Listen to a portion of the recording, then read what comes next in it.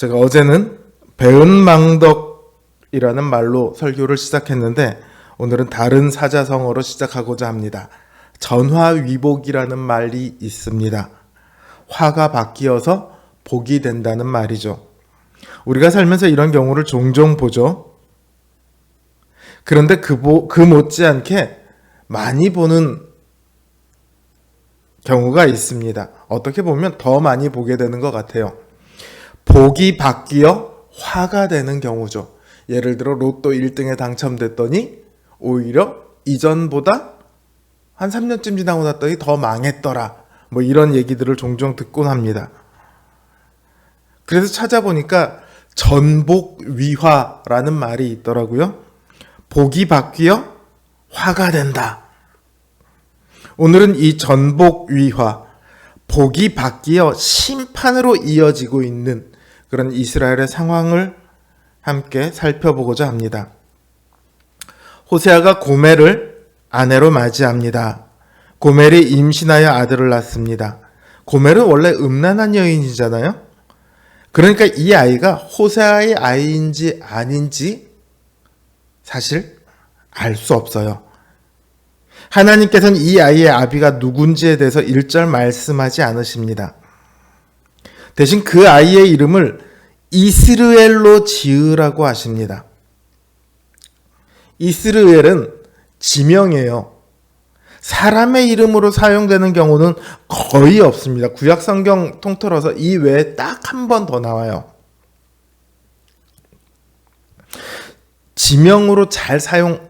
지명으로는 사용되지만 사람의 이름으로는 그만큼 사용되지 않는 그런 이름입니다.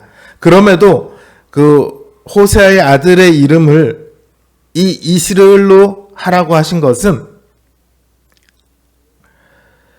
이스라엘에서 있었던 일에 대해 예후의 집에 갚아주시겠다. 이런 하나님의 의지를 나타내시기 위해서입니다. 이스라엘이 어디냐면 갈멜산 동편, 여기서 이제 갈릴리 바다 쪽으로 쭉 올라가는 그 중간쯤에 있어요. 갈멜산은 지중해 바로 옆에 있고요. 여기가 이스라엘은 다 산지 지형인데 여기는 드물게 평야지대예요. 이곳저곳에서 물이 모여드는 곳입니다. 그래서 매우 비옥한 토지예요. 이 땅을 차지하기 위해서요, 수없이 많은 전쟁이 벌어지기도 하고요. 대규모 전쟁이 벌어지려면 산자락에서 벌어지긴 힘들잖아요. 그러니까 이 이스라엘 평원에서, 이 평야에서 주로 싸움이 많이 벌어집니다. 그리고 이스라엘 역사에서 여러 가지 일들도 이곳에서 일어났어요. 호세아 때 북이스라엘의 왕인 여로보암 2세는요, 예후 왕의 후손입니다. 예후 다음 왕이에요. 예후는 이곳에서 아합 왕의 아들인 요람과 아합의 아내 이세벨 그리고 나머지 아합 집안 사람들을 살해합니다. 굉장히 많이 죽여요. 그러나 그 일 자체는 예후에게 죄가 될 수 없습니다. 왜냐하면 엘리사가 예후를 찾아가 기름을 부으며 북이스라엘의 왕으로 삼았고요, 아합의 집을 치라고 합니다. 또한 아합의 집에 속한 모든 남자는 다 멸절하실 것이다, 이렇게 말씀하셨거든요. 그러니까 예후는 하나님의 뜻에 따라서 이스라엘 평야에서 아합의 집안 사람들을 죽였습니다. 그런데 오늘 본문에 보면 이스라엘의 피를 예후의 집에 갚을 것이다, 이렇게 말하고 있습니다. 죄송합니다.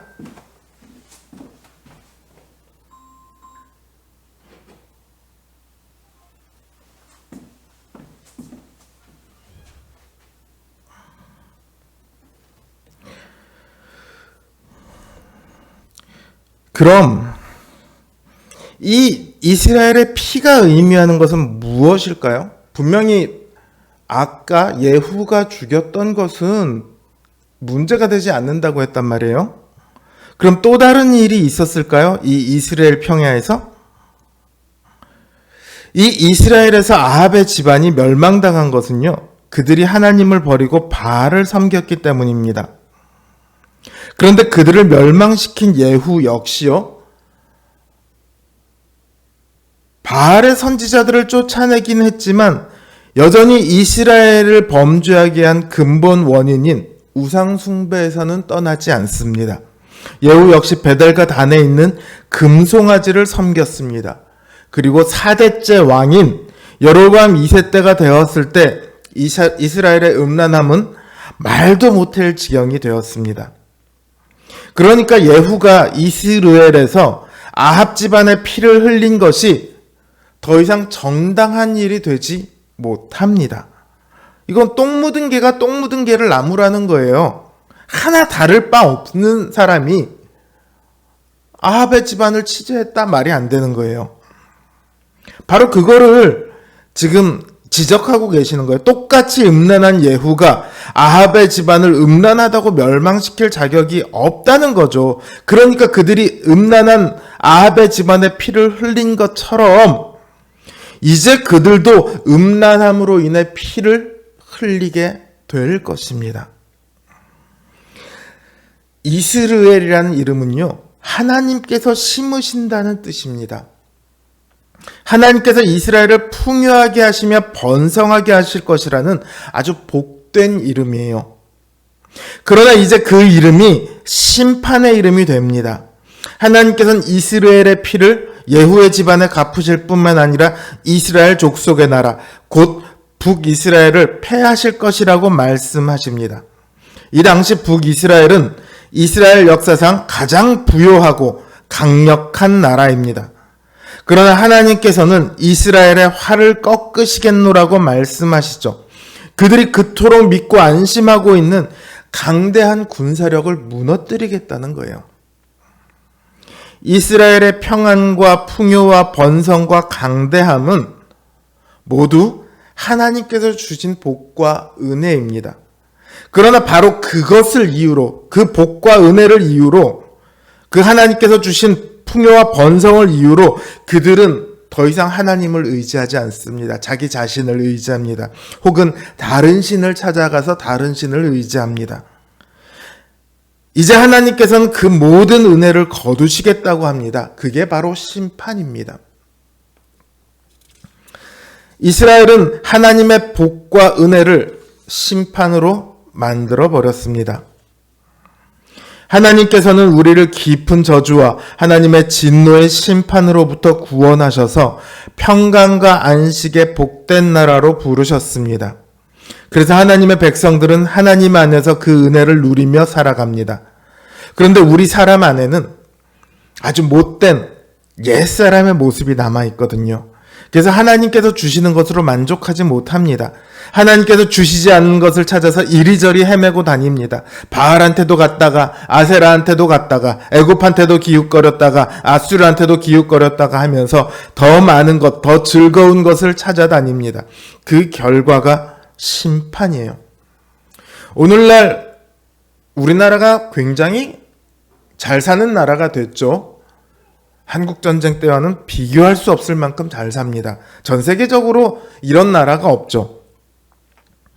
이렇게 풍요와 번영을 이루게 된 그 원인에 대해서 우리나라 사람들이 부지런해서 똑똑해서 여러 가지 이유를 찾기도 하지만 우리 신자들은 하나님께서 우리나라에 복을 주셨다는 것을 다 믿습니다. 그런데 그 하나님께서 주신 풍요와 번영이 우리의 화가 될 수도 있다는 것을 우리는 기억해야 합니다. 우리에게 복 주신 하나님이 아닌 다른 것을 의지하고 다른 것을 즐거워하고 다른 것에 마음을 빼앗긴다면 그것이 설사 하나님께서 주신 것이라 할지라도 그것으로 인해 더 이상 하나님을 의지하지 않게 된다면 우리에게도 똑같은 심판이 있지 않겠습니까? 우리에게도 똑같이 은혜를 거두어 가시지 않겠습니까?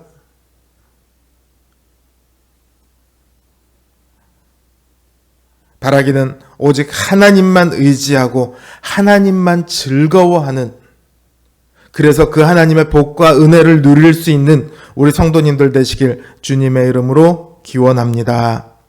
이제 주신 말씀 생각하면서 그리고 각자의 기도 제목을 놓고 기도하는 시간을 갖겠습니다. 기도합니다.